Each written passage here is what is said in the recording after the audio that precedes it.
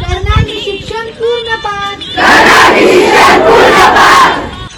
6, 7, 8 18-21 नंतरच बांधून लग्नाची गाठ. आता मला सांगा, बालविवाह केल्याचे काय काय फायदे आहेत? काहीच फायदा नाही. मग तोटे आहेत का? कोणते? आपल्या घरात जर कोणाला बाळ होणार असेल तर आपण असं म्हणतो का, मुलं सुद्धा तुमच्या बहिणीला वगैरे जर बाळ होणार असेल तर तुम्ही असं म्हणतात का, हिचं लेकरू असं कुपोषित जन्माला यावर आहे तर अशक्तच असावं, लुकडं सुकडं असावं असं म्हणतात का? काय म्हणतो आपण? आपला पहिला प्रश्न बाळ झाल्यावर काय असतो? बाळाचं वजन किती भरलं, बरोबर आहे का?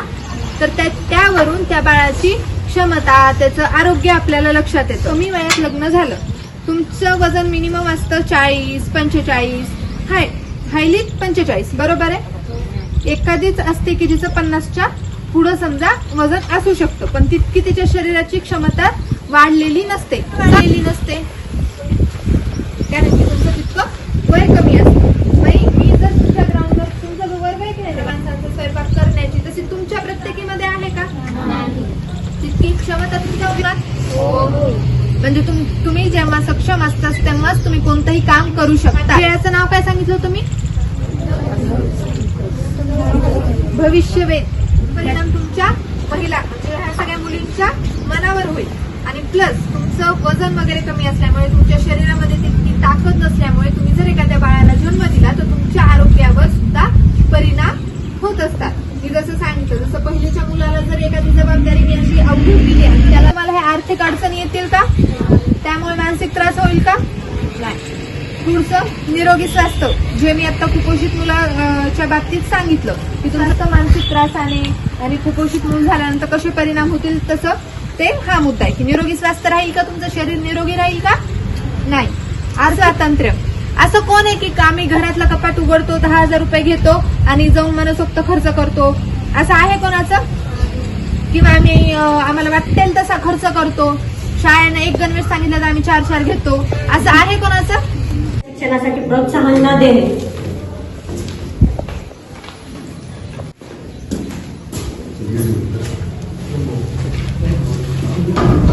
मुलांच्या आयुष्याचे निर्णय फक्त पालकच घेतील,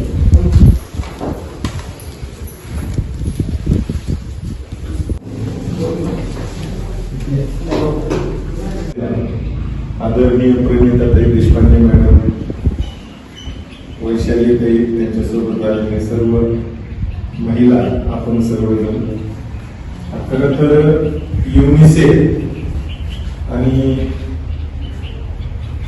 शिक्षण विभाग, जिल्हा परिषद बीड काळापासून आलेली आहे. सुरुवातीच्या काळामध्ये राजवाड्यांच्या काळामध्ये बालविवाह व्हायचे आणि 18-19 शतकात तर इतिहासामध्ये असे संदर्भ की पाळण्यामध्ये विवाह व्हायचे. आधी करू शिक्षणाचे सिंचन,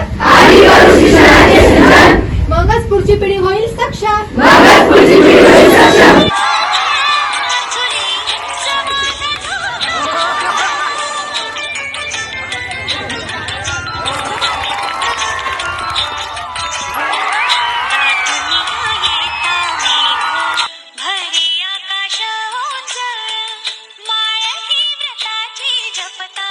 झाले